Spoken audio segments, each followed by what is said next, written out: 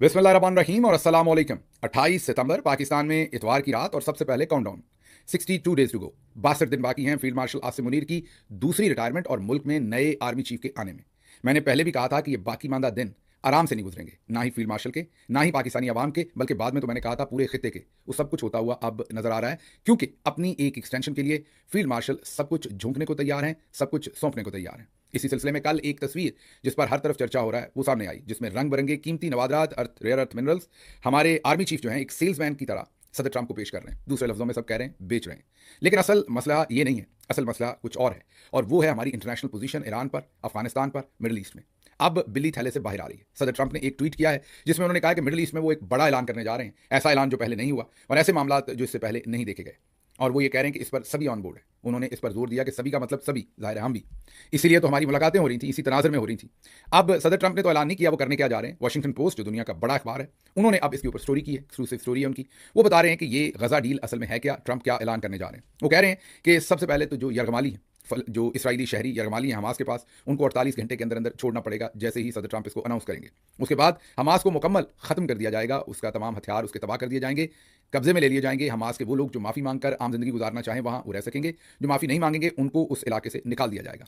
उसके बाद इमदाद जो है वो शुरू की जाएगी और अमेरिका उसकी क़यादत करेगा। इंफ्रास्ट्रक्चर, अस्पताल और मकानात दोबारा तामीर किए जाएंगे। तकसीम का जिम्मेदार अक़वाम मुत्तहिदा और दीगर गैर जानबदार अदारों के पास होगा।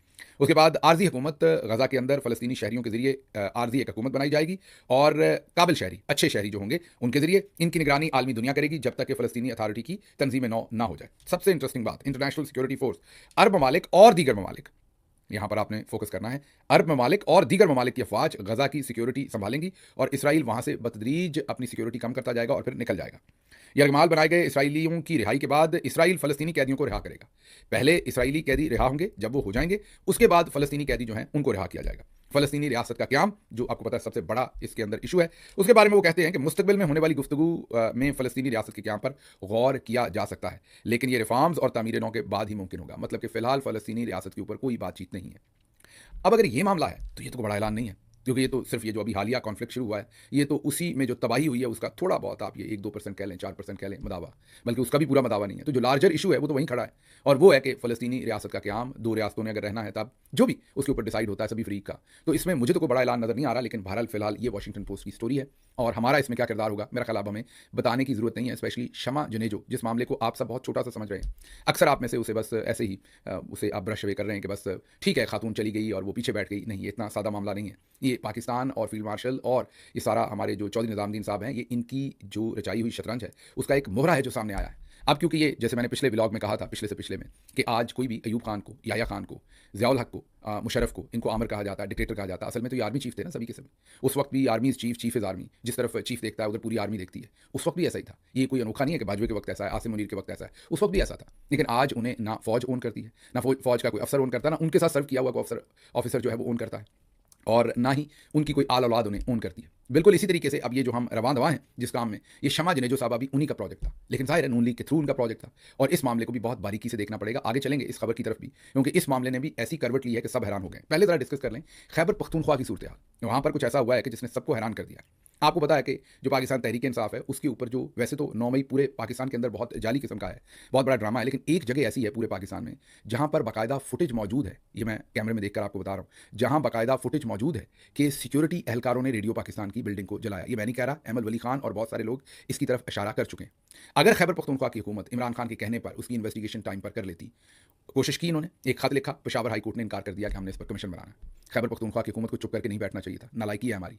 इसके ऊपर अगर इन्वेस्टिगेशन कर देते, सिर्फ वो सीसीटीवी फुटेज सामने आ जाती है, इर्द गिर्द से कहीं आ जाती, पता चल जाता कि आसिम मुनीर साहब ने खुद करवाया हुआ है। रेडियो पाकिस्तान की बड़ी तारीखी इमारत है, और ये हम नहीं कह रहे, हमारे मुखालफिन कह रहे हैं, अहमद वली कह रहा है कि किसने जलाया था, लेकिन हम उसमें बिल्कुल नाकाम रहे। अब इसी तरह के हमारे वर्कर्स जो इरफान सलीम और दूसरे हैं, उन पर झूठे जाली मुकदमे बनाए गए। उसमें से वो वर्कर सारे जो हैं वो जाहिर है, क्योंकि उनके जैसे पूरे पाकिस्तान में कोई सबूत नहीं है, केपी में भी कोई सबूत नहीं थे, 3-4 अदालतों के अंदर वो मुकदमे धड़ाम कर गए और लोगों को जाहिर है उनमें रिहा कर दिया गया, बरी कर दिया गया। अब हमारी अपनी हुकूमत का प्रोसिक्यूशन डिपार्टमेंट बड़ी ही बेशर्मी के साथ एक अपील फाइल कर रहा है हाई कोर्ट के अंदर और कह रहा है कि पाकिस्तान तहरीक इंसाफ के जो वर्कर्स हैं, जैसे कि इरफान सलीम, इसमतुल्लाह, मोहम्मद जलाल, सज्जाद बंगश, सादिक खान, अलामा इकबाल, ये तमाम लोग जो हैं, ये इनको 9 सितंबर को अदालत ने बरी कर दिया था और इसलिए इनके ऊपर जो है वो हम अपील कर रहे हैं, हाई कोर्ट से अपील कर रहे हैं कि इन्हें इंसदाद दहशतगर्दी अदालत ने बरी कर दिया है, लेकिन गलत बरी किया है, इनके खिलाफ बड़े सबूत हैं, तो इनको सजा दी जाए और वो मुकदमे का फैसला इंसदाद दहशतगर्दी अदालत का रिवर्स किया जाए। जो हमारा असल काम था, हमारी हुकूमत का, हम उससे उलट काम कर रहे हैं। हमारा काम था कि अनर्थ करते हैं, और ये जो कुछ हुआ, जो आसिम मुनीर और उनके साथी जर्नल्स ने खेल खेला, पाकिस्तानियों को धोखा दिया, पाकिस्तान के अंदर एक किस्म का आप कह लें कि कू कर दिया, पाकिस्तान की जमहूरियत के खिलाफ, पाकिस्तान के आइन के खिलाफ, उसको एक्सपोज करने के बजाय हम अपने ही वर्कर की जान के दर पे हमारे अपने डिपार्टमेंट, जाहिर है इसमें जरूरी नहीं कि इसमें चीफ मिनिस्टर शामिल हैं, चीफ मिनिस्टर को हो सकता पता भी ना हो, और ये नीचे नीचे वहाँ के सेक्टर कमांडर और कोर कमांडर और दूसरे लोग ये काम करवा रहे हैं, लेकिन चीफ मिनिस्टर और उनकी कैबिनेट का काम है कि इस पर पहरा दें, और ये जो बीएस हुई है इसको फौरी तौर पर रुकवाया जाए। माजरत इस बीएस के लफ्ज़ पर, लेकिन इससे शॉर्ट में समझ नहीं आ रहा कि क्या अल्फाज कहूँ। अब अगर देखेंगे जैसे ये शोर मचा कि ये हमारी अपनी ही हुकूमत का प्रोसिक्यूशन डिपार्टमेंट हमारे अपने ही लोगों को प्रोसिक्यूट करवा रहा है, मीन जिनको अदालतें रिहा करवा चुकी कह रहे हैं कि नहीं गलत रिहा हुआ है, इनको जेल में डालें, हमारी अपनी हुकूमत का प्रोसिक्यूशन डिपार्टमेंट कर रहा है। जब अवाम ने छितर उतारा, छितर तो आपने देख ही लिया पिछले 2-4 दिन में, नून लीग छोड़ के बड़े बड़े जर्नैल भाग गए। जब अवामी छितर आया, किसी ने शमा जुनेजो को ऑन नहीं किया। अब शमा जुनेजो साहबा की भी स्टेटमेंट सामने आई है, वो आपके सामने रखते हैं आगे जाके। उन्होंने भी फिर किसी का पर्दा नहीं रखा, उन्होंने भी सबको नंगा कर दिया। जो उनके साथ गाड़ी की पिछली सीटों पर बैठता था, जो उनके साथ 40-40 मिनट की मीटिंग्स करता था, जो उनके घरों पर आम भेजते थे, उनकी बेटी को आम भेजते थे, उन्होंने सबको नंगा कर दिया। उसकी तरफ आते हैं, लेकिन यहाँ पर इंपॉर्टेंट बात यह है कि जब अवाम ने छितर उतारा सोशल मीडिया के ऊपर, तो फिर फौरी तौर पर जो प्रोसिक्यूशन डिपार्टमेंट है और ब्यूरोक्रेसी है खैबर पख्तूनख्वा की, उनको समझ आ गई कि मामला खराब होंगे।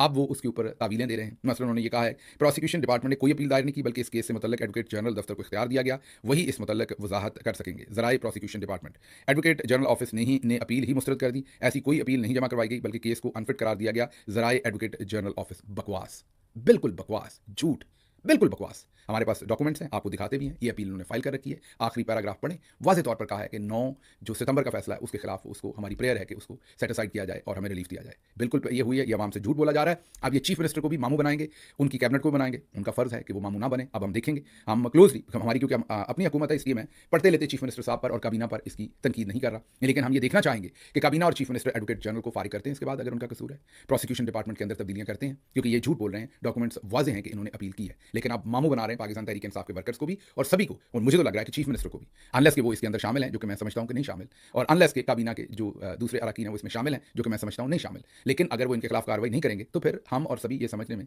जाहिर है मजबूर होंगे कि आपकी भी इसमें शमूलियत है, नॉट शामिल है। बहरहाल बहुत ही बड़ी बेशर्मी की है ये प्रोसिक्यूशन डिपार्टमेंट ने। यहाँ पर करार वाकई सजा देनी चाहिए इन लोगों को, और इस पर बात नहीं होनी चाहिए कि अब बैक डेटेड जाली झूठा कोई अब लेटर बनाकर पेश कर दिया जाए प्रोसिक्यूशन डिपार्टमेंट की तरफ से कि नहीं हमने तो ये नहीं किया, अपील हुई है, that is the truth, document हमारे सामने है, इनके खिलाफ एक्शन होना चाहिए। एनफ इज एनफ, थोड़े कहे को ज्यादा समझ लिया जाए तो आप सबकी बहुत नवाजिश होगी। आगे चलते हैं जरा। अच्छा, अब शमा जुनेजो साहबा वाला मामला जो है उसकी तरफ आ जाए। जैसा मैंने आपको कहा कि उस मामले को आप बहुत छोटा समझ रहे हैं, वो छोटा नहीं है, वो बहुत बड़ा मामला है और उसके बहुत दूरस नताइज होने जा रहे हैं, क्योंकि अब सवालात ये पैदा हो गए हैं कि एक ऐसी खातून जो सोशल मीडिया के ऊपर गाली गलोच करती थी, ट्रोलिंग करती थी, अचानक से उन्हें तमगा इम्तियाज़ दिया जाता है, अचानक से वो वज़ीर आज़म के सिस्टम में सेट हो जाती हैं, वो आम भेजे जाते हैं उन्हें, अचानक से वो आपके पूरे इस सिस्टम का हिस्सा भी बन जाती हैं, और वो उसी होटल में रहती हैं जिसमें प्राइम मिनिस्टर और उनका पूरा डेलीगेशन रहता है यूके के अंदर। फिर वो साथ यूके चली जाती हैं, फिर उनका पास इशू हो जाता है यूनाइटेड नेशन का। फिर वो एक मीटिंग में नहीं, वो तस्वीरें तो एक ही आई हैं, अब तो पर्दे फाश हुए हैं, बल्कि शमा जुनेजो साहबा ने खुद ही कर दिए हैं, इन सब के कपड़े उतार दिए उन्होंने बताया एक जगह पे नहीं, कोर कमांडर साहब के बेटे के भी साथ उनके गहरे जो है वो मरासम हैं, ऑफिशियल मरासम की बात कर, मतलब के साथ उन्होंने काम किया वहाँ पर यूएन में,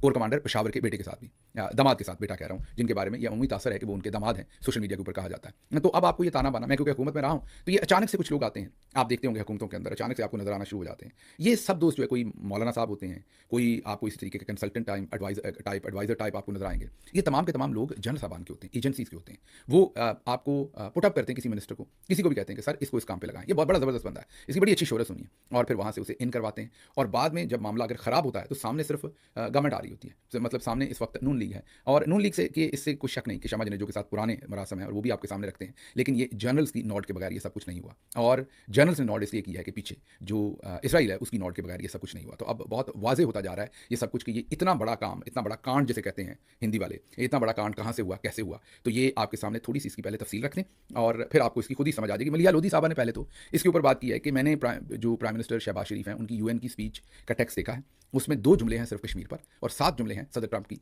जो है वो तारीफों पर। तो कश्मीर तो उन्होंने कहा कि बिल्कुल ही बैक बर्नर पर, उसकी तो कोई खास बात ही नहीं की गई। इसी तरीके से जो सदर ट्रंप के साथ मुलाकात हुई शहबाज शरीफ की, उसका जो अलामिया जारी हुआ उसमें कश्मीर का जिक्र ही नहीं है, उसमें भी सिर्फ सदर ट्रंप की तारीफ है। लेकिन ये अर्दली के लिए कोई नई बात नहीं, क्योंकि वो बेचारा पाकिस्तान में भी जब तकरीर करता है तो वो 7 जुमले फील्ड मार्शल की तारीफ में बोलते हैं और 2 जुमले को इधर उधर के बोलते हैं। उन्होंने वहाँ भी वही किया, 2 जुमले कश्मीर पर बोले, बाकी उन्होंने सारे के सारे बड़े वाले फील्ड मार्शल मतलब के सदर ट्रंप के लिए उन्होंने बोल दिए। तो अर्दली को तो आप इसमें से माइनस कर दें, उस बेचारे की तो मकबूत आवाज़ है, वो सिर्फ उस पोजीशन पर है, उसको आप भले कहें कि एक सूबा किसी और मुल्क को दे दो, कुछ कर दो, वो तैयार है बेचारा, उसको सिर्फ वो पोजीशन चाहिए, तो उसको तो साइड पर कर दें। लेकिन मलिहा लोधी कहती हैं कि शहबाज शरीफ की तकरीर में कश्मीर के लिए सिर्फ 2 जुमले थे, ऐसा तारीख में कभी नहीं हुआ। मैंने खुद वज़राए आज़म के लिए तकारीर लिखी हैं, ट्रंप से मुलाकात के बाद जो हुकूमत ने स्टेटमेंट जारी की उसमें भी ऐसा ही था, वो अपना बयान दे रही।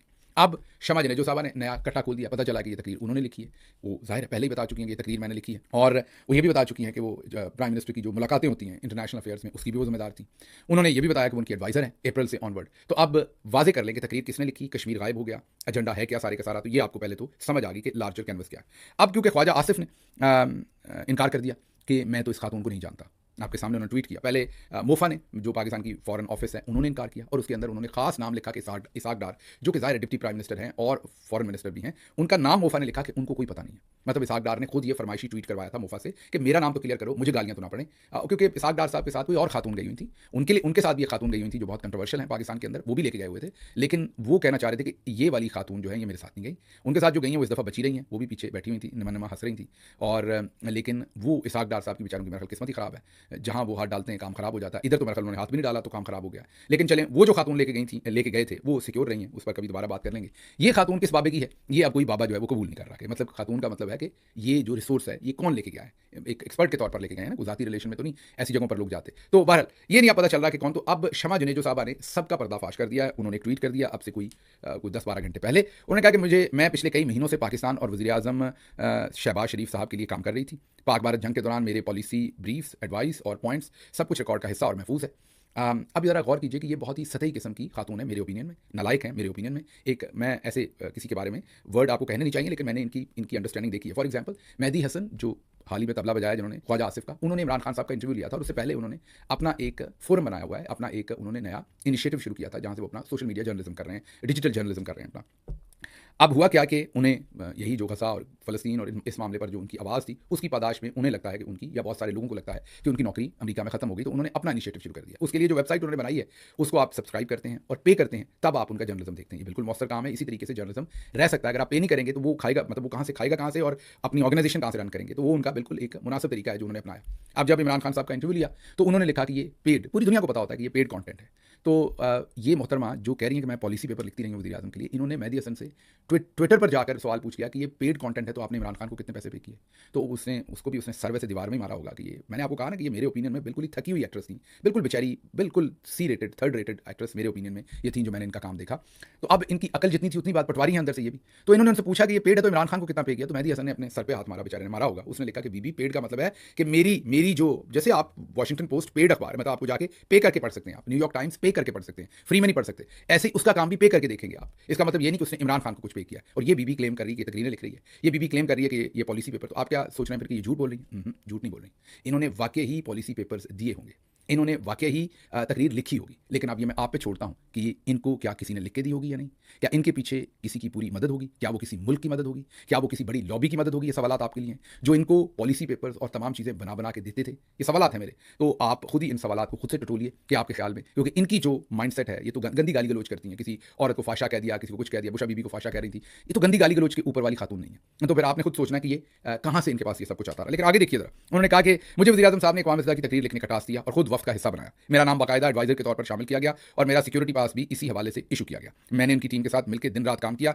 मैंने उनके साथ सफ़र किया, उनके और टीम के साथ एक ही होटल में काम किया। बड़ा इंपॉर्टेंट है, ये ध्यान में रखिए कि लंदन में मोहतरमा का घर है, लेकिन ये मतलब इतनी वेली है कि ये 5-6 दिन उसी होटल में रही कि जहाँ पर वज़ीर आज़म, बंदा घर कपड़े चेंज ही करने चला जाता है ना, शहर में घर हो, लेकिन वो कपड़े शपड़े लेके, कपड़ा जूता लेके साथ ही आ गई। उन्होंने कहा लें, हमें तो सारी उम्र मतलब सफ़र की आदत है, तो चलें सफ़र ही कर लेते हैं। तो लंदन में घर होने के बावजूद मोहतरमा जो है वो आप सबके खर्चे पर, मीन सरकारी खाते में, उसी होटल में, यही तासर बन रहा है सोशल मीडिया से, उसमें नहीं। बहरहाल आगे चलें, इनकी बिल गेट्स जैसी अहम तरीन साइडलाइन मीटिंग्स का हिस्सा बनी, जिनकी फुटेज टीवी पर भी है।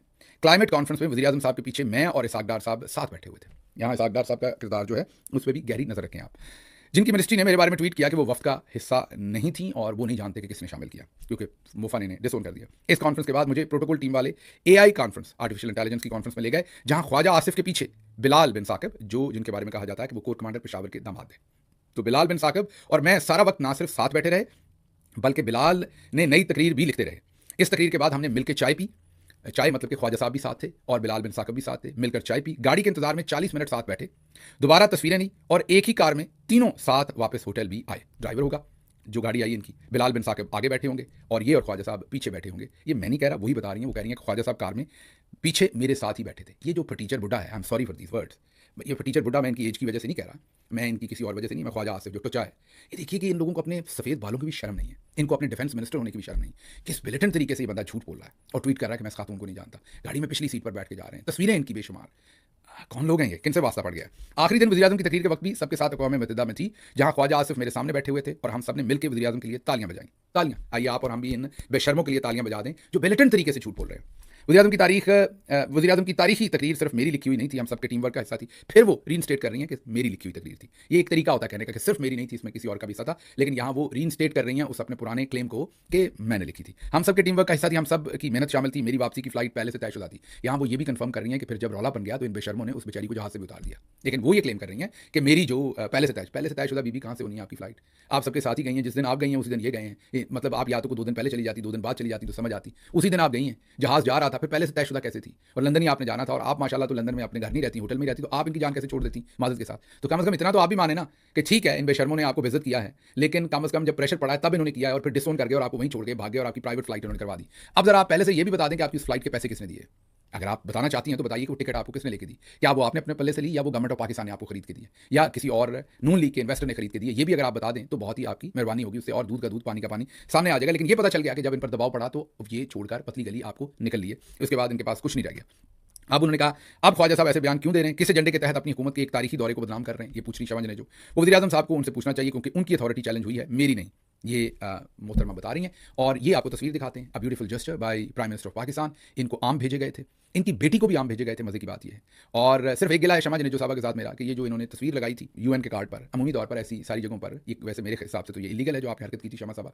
ये तस्वीर या तो फिल्टर्ड है या कोई 20 साल पुरानी तस्वीर है। अमेरिका में कानून यही है कि जो सिक्योरिटी की जगह होती हैं, कार्ड्स होते हैं, उन पर आपने करंट तस्वीर लगानी होती है। आपको क्या ये गलत फहमी है कि लोगों को आपकी तस्वीर से आजकल डर लग जाएगा? ऐसा नहीं है, मेरे ख्याल में तो आप अभी भी वैसी हैं जैसे पहले थी। तो ये आपने इतनी पुरानी तस्वीर उस पर क्यों लगवा दी है? मुझे लग रहा है कम से कम मेरा तासर बन रहा है कि बहुत पुरानी तस्वीर आपने लगाई है। तो अगर ये आपने किया है तो एक और सिक्योरिटी ब्रीच आपने किया है कि बहुत ही पुरानी तस्वीर उठा के आपने ठोक दी है, करंट तस्वीर लगानी होती है। लेकिन बहरहाल आपको इन चीज़ों का क्या पता, आप अभी भी वो सी ग्रेड अदाकारी ही कर रही हैं जो आप कर रही थी, आज भी वही चल रहा है। और भी इसमें बहुत कुछ है, मरियम नवाज साहबा ने भी इनको माजी में बर्थडे विश कर रखा है, सब कुछ है। लेकिन ये जो कट्टा है ये खुल गया है, ज़्यादा दूर चला गया है। अब देखना है कि ये इसमें से क्या निकलता है। इंक्वायरी तो कोई नहीं होनी, मैंने आपको बता दिया कि शमा साहबा मेरे ख्याल में, मेरे तासर में जर्नल्स का जो है वो प्रोजेक्ट है उनकी लॉन्च है और ज़ाहिर है नून लीग के थ्रू लॉन्च है क्योंकि आजकल दोनों ही एक दूसरे के प्रोजेक्ट बने हुए हैं। मुझे यहाँ से इजाज़त दीजिए। अल्लाह आपका हामी नासिर हो। पाकिस्तान जिंदाबाद।